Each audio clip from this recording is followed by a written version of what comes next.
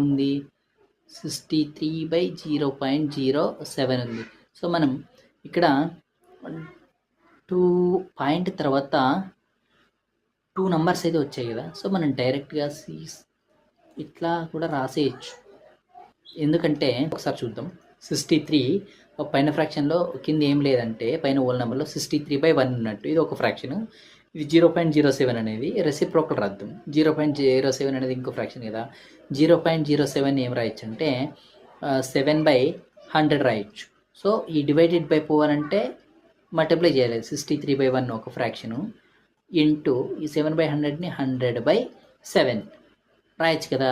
So అప్పుడు ఏం రాయొచ్చు, 63 × 100 6300/7. సో ఇది సేమే కదా, ఇది సేమ్ వచ్చాయి. సో మనం ఇట్లా కింద డిజిట్స్ ఉండి పైన ఏమి డిజిట్స్ పాయింట్ డెసిమల్ ఫామ్లో లేకుంటే కింద ఎన్ని డిజిట్స్ అయితే ఉంటాయో